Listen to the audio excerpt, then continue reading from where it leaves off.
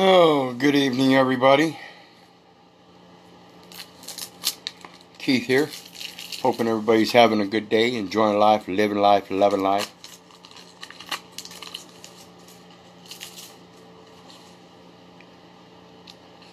Gonna hang out for a couple minutes. Let's see if we can get some people on here. I know it's kind of late where I'm at here, but maybe people on the West Coast will still be up, or west of me.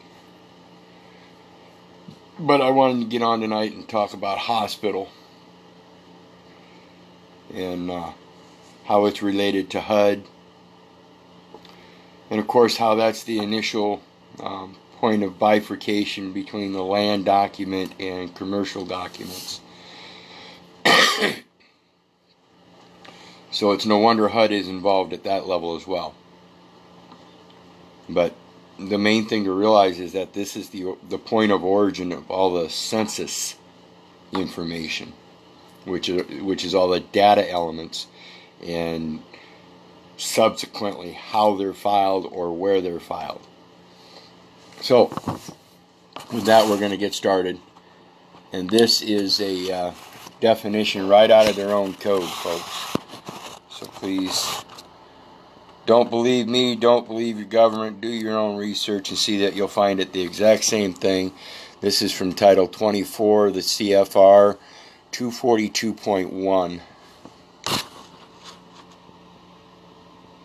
To 24 CFR 242.1. And as we can see, it says hospital means a facility. And remember, that's the root of face. It's on the face. That has been proposed for approval or has been approved by HUD. So no other facility is named in this part under the provisions of this subpart, and the provisions, or that provides community services for inpatient medical care. HUD. HUD is what every hospital is approved under. Housing and urban development. Number one, it says that provides community services for inpatient medical care of the sick or injured. And then in parentheses it says including obstetrical care. You guys know what obstetrical care is. Every woman that goes into labor.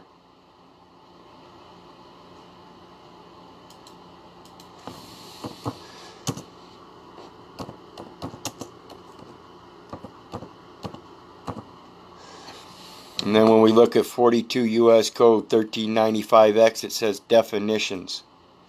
We click on that.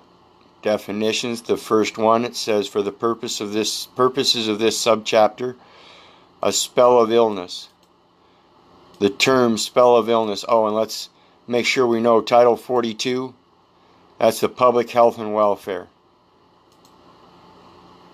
So and we're talking about hospitals, and it says the term spell of illness with respect to any individual means a period of consecutive days beginning with the first day mom goes into the hospital in labor, and it says not included in a previous spell of illness.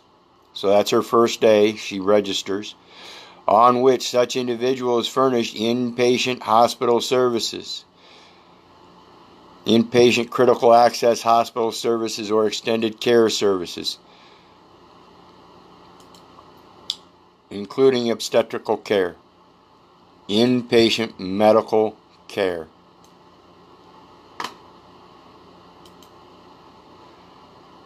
Which occurs in a month for which he is entitled to benefits. Mom is entitled to benefits. Now the first day that baby is born, on which such individual is furnished inpatient hospital services, beginning with that baby's first day. Now the hospital needs a Social Security number for that baby. They do it under the mom, currently induced.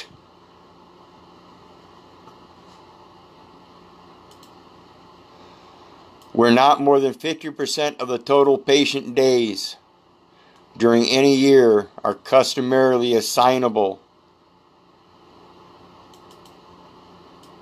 assignable, that's a trust term, to the categories of chronic, convalescent, and rest, drug and alcoholic, epileptic, mental deficiency, mental, nervous and mental, and tuberculosis.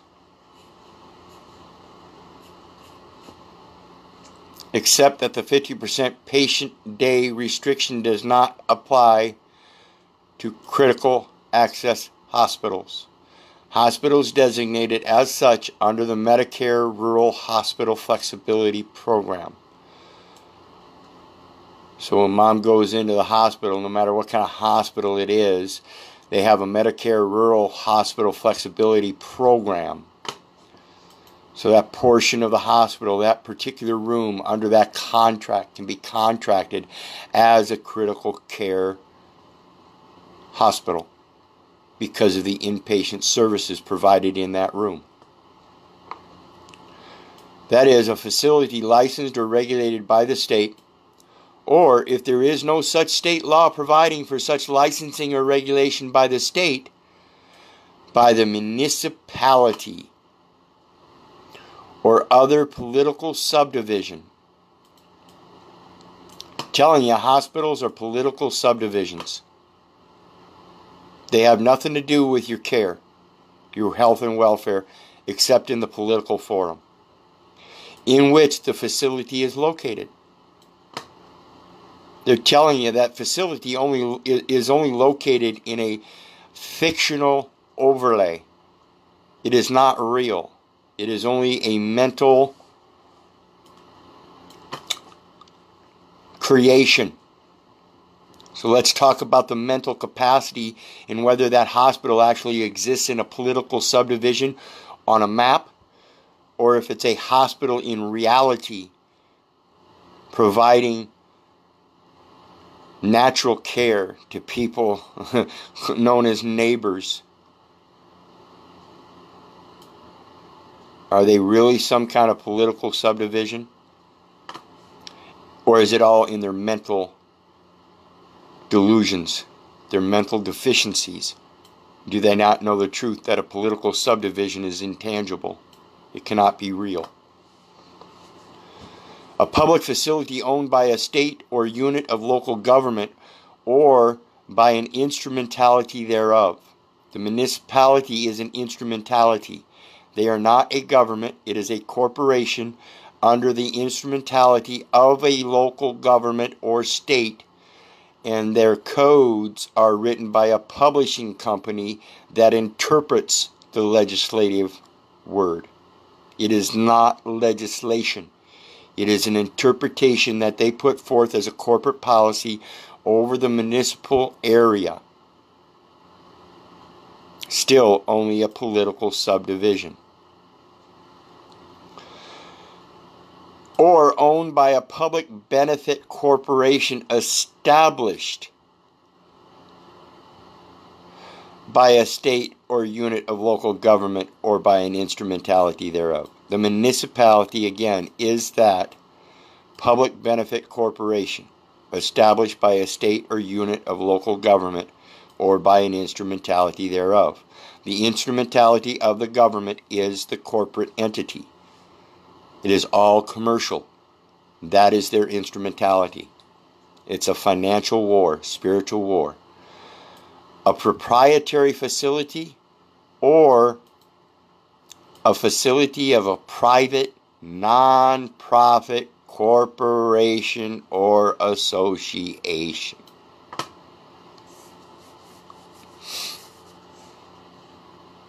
So if they're not profit, I want people to think about this. If they're a proprietary facility, I want people to think about that.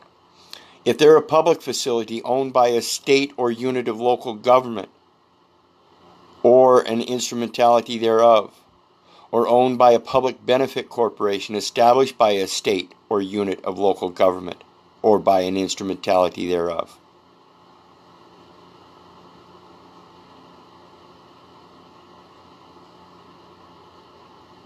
What is its purpose for you? Are you aware the hospital is where the census is originated? The census is governed and regulated by the Department of Commerce. And yet here we have somebody that is either a nonprofit or proprietary or supposedly a public benefit corporation.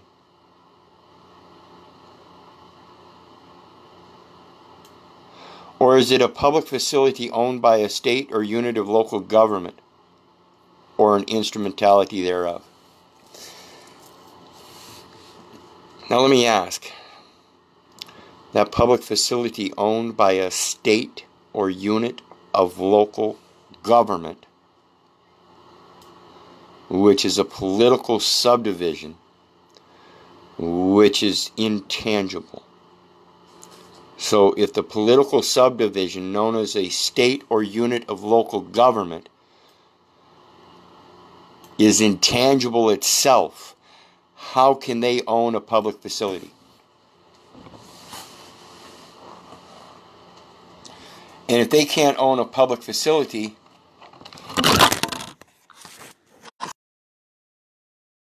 if they can't own a public facility, then how can they control the census? How can they control the enforcement of giving them any kind of information, particularly if they're not for profit or a proprietary facility? See, if they're a political subdivision and you go to the hospital to give birth under your labor, are you giving everything up to a political subdivision? Or are you correcting the record right from the start? That you went to the hospital under the presumption that it was a hospital and not a political subdivision. See, it's telling you that is a facility licensed or regulated by the state. So if it's licensed or regulated by the state, and the state statutes are all contracts themselves, and that means they have to be in contract with the state. And if they're in contract with the state as a political subdivision, then what is the purpose of the hospital? Is it as a political subdivision, or is it for the health and welfare? I have serious questions.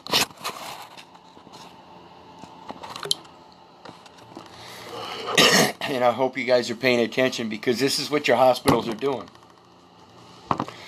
They're portraying that they're a hospital for the health and welfare of the mothers and children, giving no concern about the father unless they need a paternity document for commercial purposes. And yet, they're either supposedly a proprietary setup, a non-profit setup, or a political subdivision.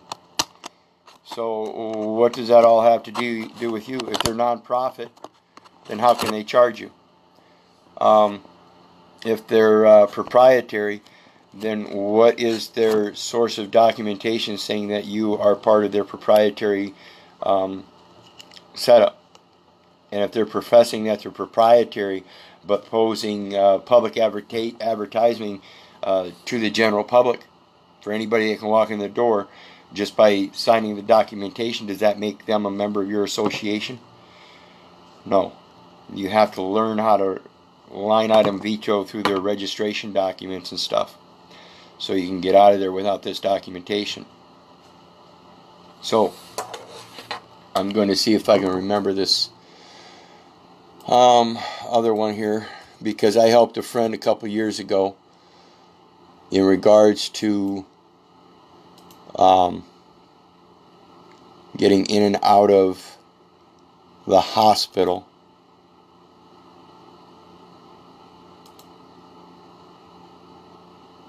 There we are.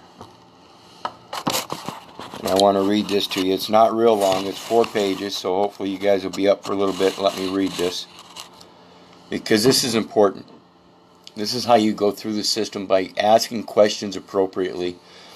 He did make a mistake in here, and I did get on him about it, but generally he did an excellent job. And you'll comprehend that he's the only one that's pushing this law in his house, because his woman is not familiar with this stuff. So he had to do it for her, and this is why it's so important for the dads to step up and do your part, people. Get up there and not only ask questions, but catch that baby. Let them know you're in command. Your woman is in labor pains and can't think competently in those matters, but you can. And that's what we need to do to protect the family.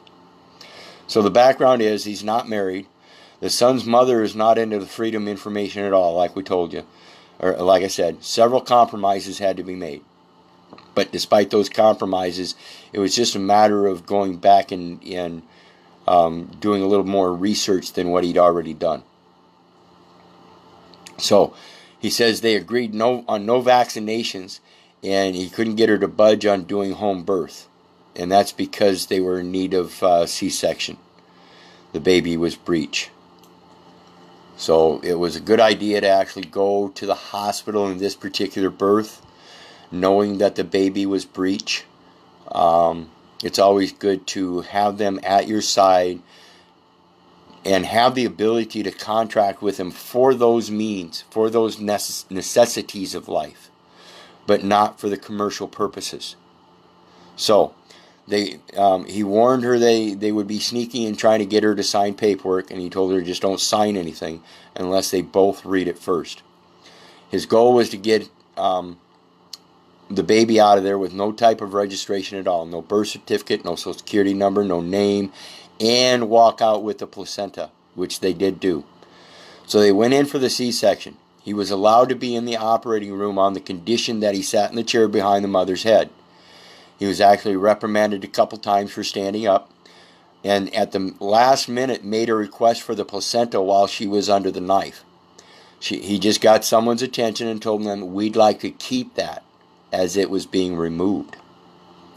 Everyone is healthy after surgery, and they go to the recovery room, get settled in, and he runs home to the shower and grabs some food. He's not gone more than 45 minutes, and in that time, they approached her about vaccines. We agreed on no vaccines.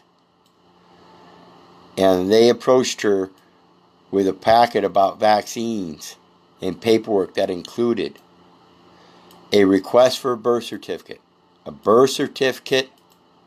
work sheet.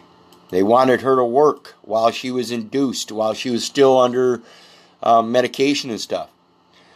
Request for a social security number. You're not allowed to request a social security number unless you owe a debt to the United States. Okay?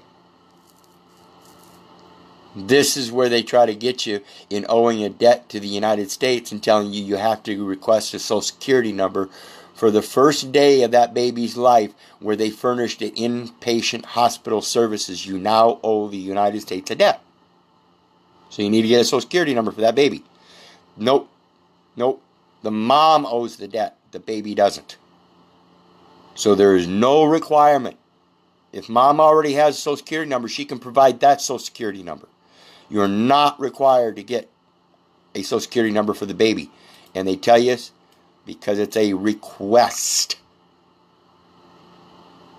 They also speak about a commemorative birth certificate. We'll talk about that. All the paperwork was already filled in. This is fraud. You cannot put somebody's intent down on a document that has options. You are to allow them to fill in the options. You are to allow them to do the line item veto through things and overwrite if they need to. This is out of line. Just because you have the form and you want to hurry up and rush it through doesn't mean you have the capacity to fill it out prior to a signature. You have to offer the form in open form as it is and let them fill it out. All they needed was her signature. The options were already selected and signed by a witness. That's the wrong way to do it. Again, they're supposed to hand it to you, let you fill it out, let you sign it, and then they can amend it if it needs to be further amended and sign it then. They cannot fill it out and then sign it and then offer it to you as if though you have no opportunity to change the options. When they mark down the options and then you go through and try to cross out those options, it makes for shitty looking paperwork, and that's not the right process. Period. It's called a worksheet for a reason. She told them we would be foregoing vaccinations at that time as well. They never brought up vaccinations again. After thinking about this, I am sure that they never brought vaccinations up again, because before they can give vaccinations, they must have that birth certificate application. They must have the worksheet and the request for a Social Security number. They can't provide any more services for their research programs until it's funded.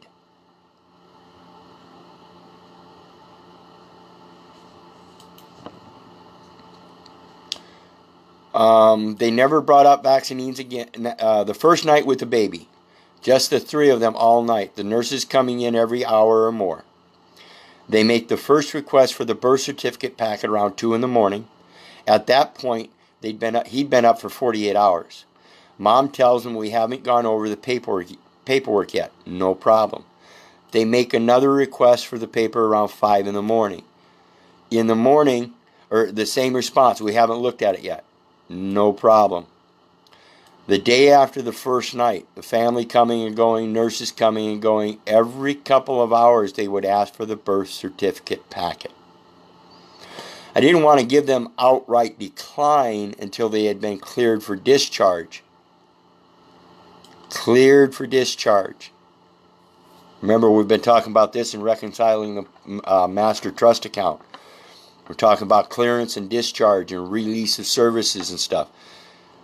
All those debts and everything, they're all debt instruments, offers, and advertisements going through the Postal Service and their securities. We're supposed to clear them for discharge. Head nurse comes and checks them and says everything was good. That now they are just waiting for the doctor to sign the discharge papers and they would be able to leave. Now comprehend, people. The doctor has no obligation to hold these people whatsoever. His only obligation is to make sure the required paperwork is filled out. If the patient is the one that's required to fill the paperwork out and doesn't want to fill it out, then all they have to do is say information was not provided. They cannot force information of a contract if the party does not wish to contract further. They can limit the contract. Listen, the baby was born. We're done. We no longer need your services. You're ready to clear us, saying that you agree we no longer need your services, but yet you think that you have to provide us paperwork to provide further services. That's not part of your service. This is inconsistent. We have to point this stuff out. So they make another request for the birth certificate packet. I say, yes, of course, we'll look over and sign them right now. This is the point where I told him he was wrong. You cannot lie to these people. You cannot tell them, yes, of course, we'll look them over and sign them right now when you don't intend to sign them. Don't do that. Oh, sure, let me look over them right now. That's all he had to say. Don't lie, people. No matter what. Nurse says she will bring in another staff member to collect the paperwork. Collect the paperwork. They are collecting a debt because by requesting the Social Security number, you are admitting you owe the United States a debt. So they are coming to collect the debt. They are now debt collectors. A tech comes in, very excited that she heard we are cleared to go home. She heard we're cleared to go home. Already cleared. So now the doctor just has to sign it. discharging them. They're already cleared. Swoons over baby for a bit, and then, matter-of-factly, no big deal, informs us that since we are not married, Dad will need to sign this declaration of paternity. Really? Dad does? Can anybody else verify that he's not the dad? That he didn't catch the baby? That he didn't make the request for keeping the placenta? That he didn't have the right to do so? All of a sudden, now you want to ask for paternity? You didn't question his paternity when he sat at the head of the mother's head. How come you weren't asking paternity then? Were you not qualified to ask for paternity then? Are you now qualifying the question of paternity in a commercial sense? Most certainly. They made it seem like just a minor formality, but also such a great benefit. We decided we aren't going to be needing a birth certificate. And this is where things started to get creepy for them. Comprehend the rest of what's going on here, people. It's very important. The woman blinked a couple times and couldn't come up with a coherent response because she's not used to people doing that. Oh, we decided we won't be needing a birth certificate. Just to the effect of, okay, yes, no problem. Yeah, I'll just let the birth certificate clerk know. Now you know the reason of the birth certificate. Because it's a clerk action. It's a commercial transaction. If you're already committed to the commercial transaction with the registration at the hospital, then why do you need the birth certificate to start another commercial transaction in the name of a baby who can't contract yet and request a social security number saying he's the one that owes the debt? When your own law says he can't possibly owe the debt for another 18 years.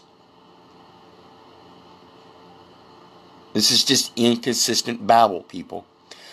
Then she checks a couple things on my son's mother. Then she remembers her task was to get the signed papers. She says, now, okay, I'm going to check because I'm not sure if you are allowed to not sign those papers. So actually, let me go check about that for you. She's under the presumption that they're not allowed to not sign those papers. They already have the presumption that they're not supposed to let anybody out that hospital without signing the birth certificate documentation worksheet and requesting a social security number. Now, a doctor comes in 20 minutes later, pretends to check on mom. Then he says, hey, I heard you guys had some questions about the birth certificate form. No, they didn't have any questions. They already comprehended what was going on and rebutted it. Something you guys didn't understand? See, they're trying to push that these people are mentally incompetent and don't understand. They understand perfectly well what's going on. No, we just decided to get him a birth certificate on our own. Now watch. The doctor says, oh, okay, I'm not sure if you will be able to do that. Really? Really? Why don't you go ask any church?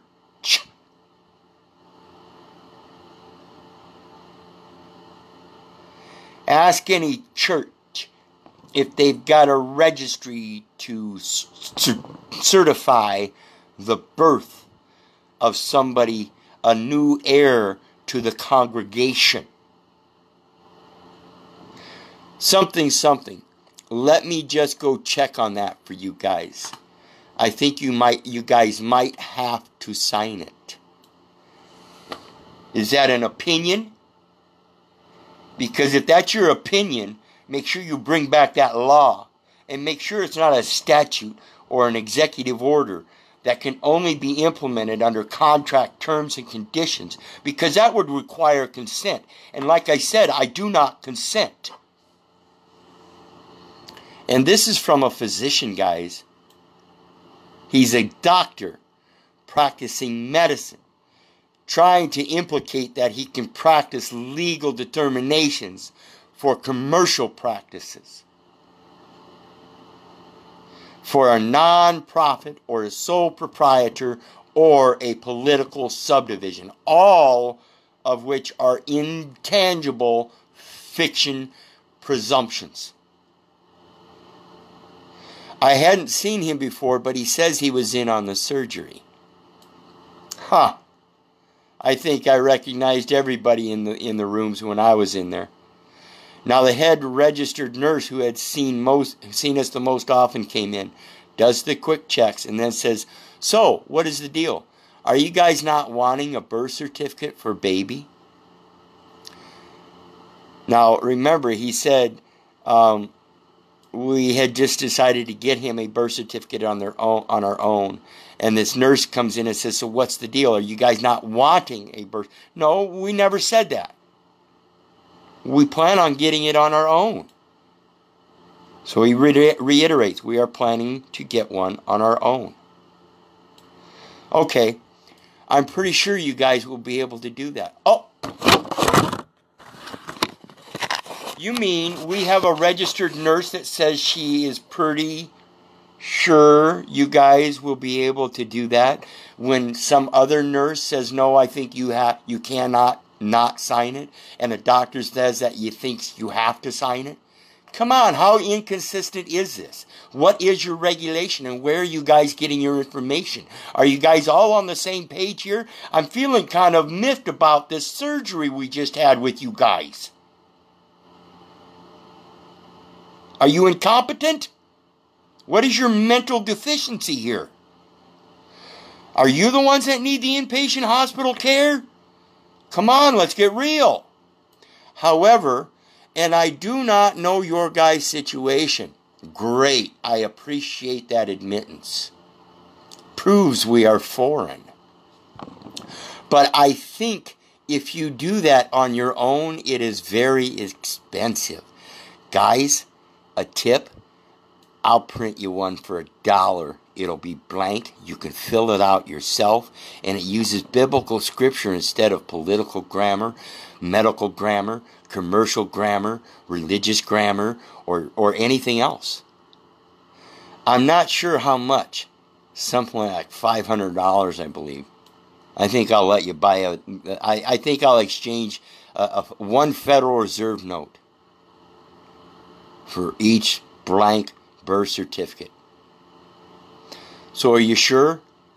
And that's an even exchange. That's a trade. That's not a purchase or a sale. I'm not buying or selling anything. You guys aren't buying or... We're going to exchange one of my birth certificates printed up blank, and I'll send it to you, and you send me one Federal Reserve note. It's free. Just do it here. Really?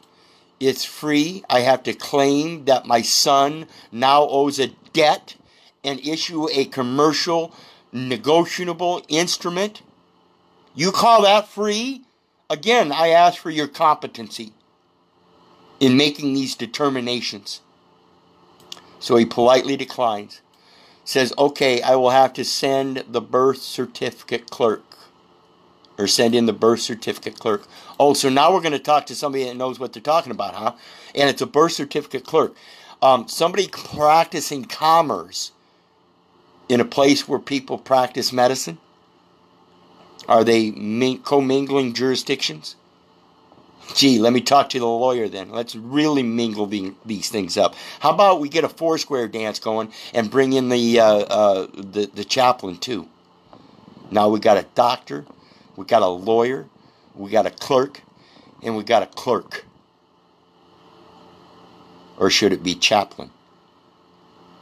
Oops! The birth certificate clerk shows up, bubbly. He says it's her understanding that we are declining to sign the birth certificate or get the baby a social security number. We affirm that is the case. Okay, perfect. That's not a problem at all. Coming from the birth certificate clerk, I will leave all the boxes blank. No personal information. Oh, you mean you can do that? No personal information provided, just like I said before. So, fully aware of our right to decline to sign these documents, she puts on a performance, trying all types of emotional manipulations to get us to reconsider. She was referred to as the birth certificate clerk. They didn't know this position existed, but feel that needs more research. Very clearly, she had a deep, vested interest in having us sign. If nobody signs the birth certificate, then there is no need for a clerk at the hospital, particularly one that is non-profit or a political subdivision. Get it, folks? The only reason for a hospital, for you to go to a hospital, in their eyes, is to commit to a commercial transaction.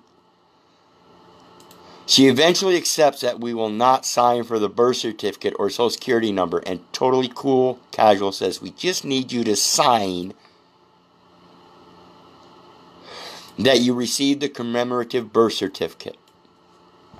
Remember, I told you to listen for this one? Commemorative birth certificate. This document had the son's wet ink footprints on them along with his birth stats. Stats. Census. Status at birth. At birth. Not when he was born. It was commemorative birth certificate. Commemorative, with a memorandum, with a memorial. It does not look official. It's not on bond paper. But they still want him to sign. It's a negotiable instrument either way. They want it securitized, and the only way they can do it is with your signature. And in doing so, applying for the social security number and a birth certificate, and you giving the signature, they automatically have assignment to use the numbers. Attached to this commemorative birth certificate was a form to be signed.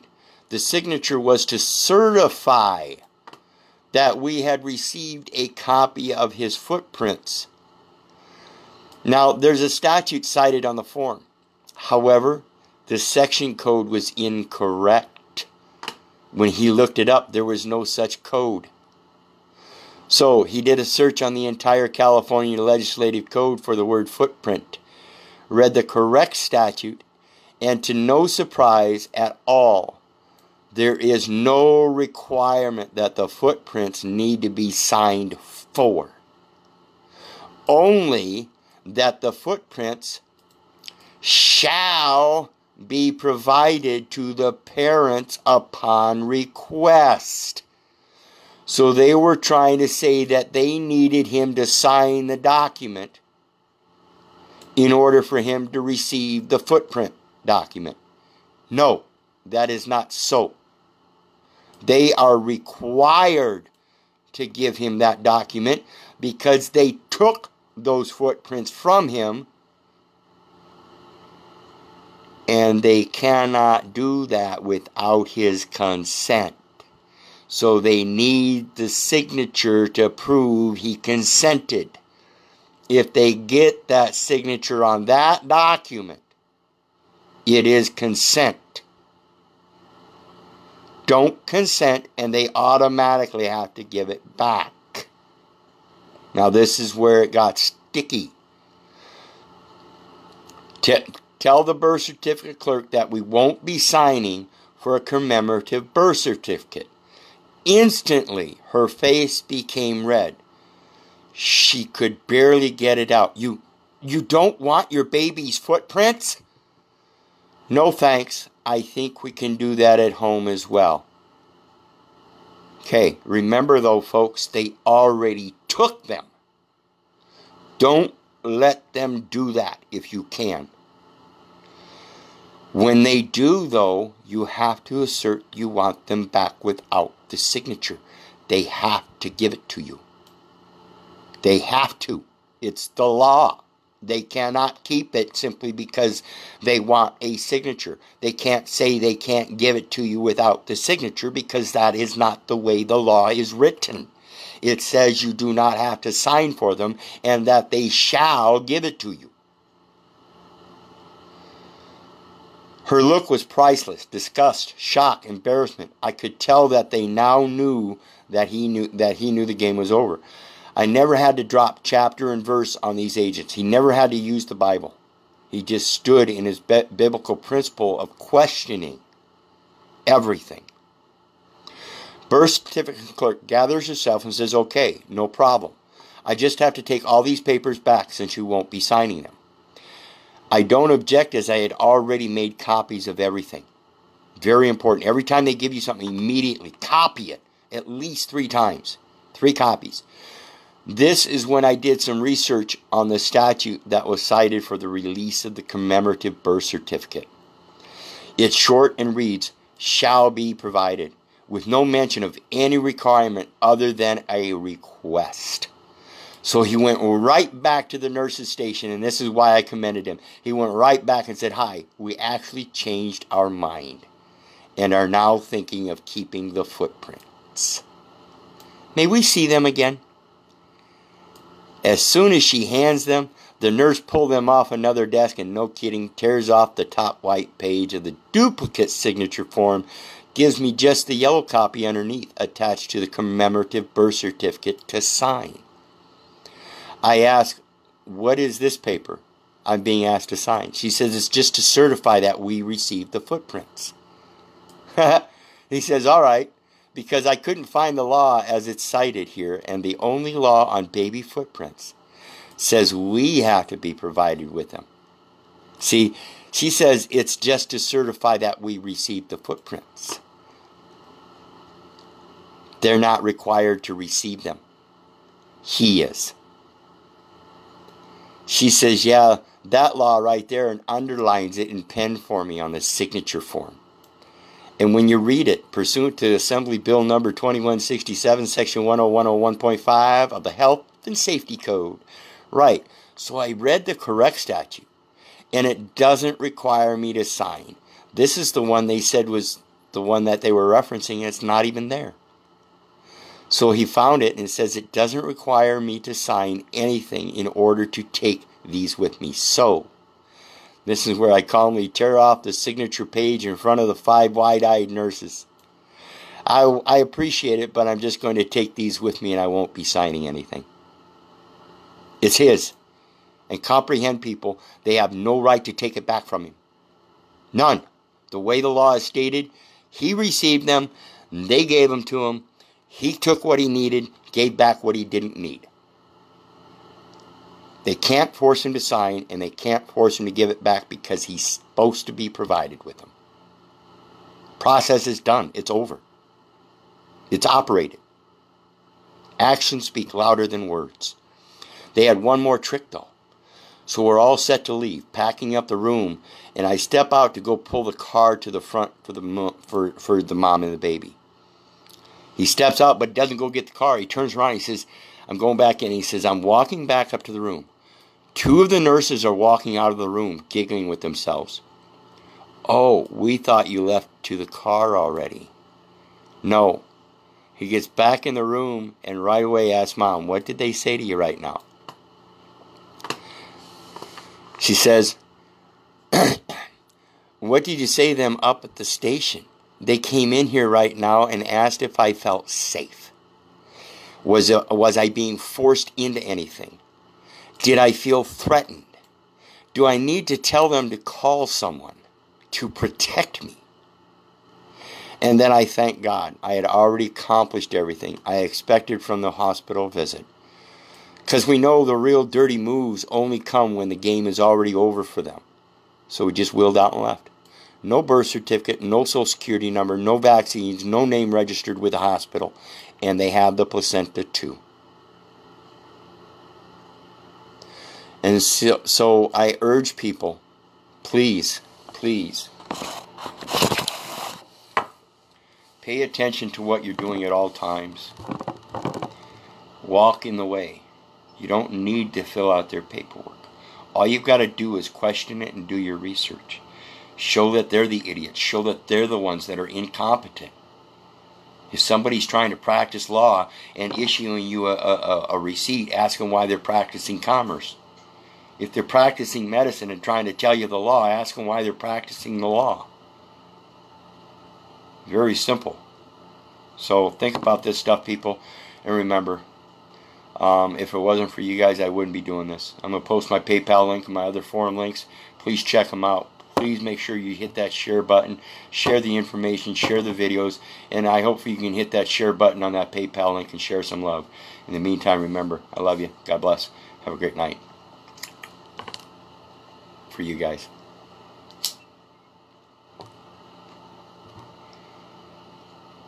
Peace.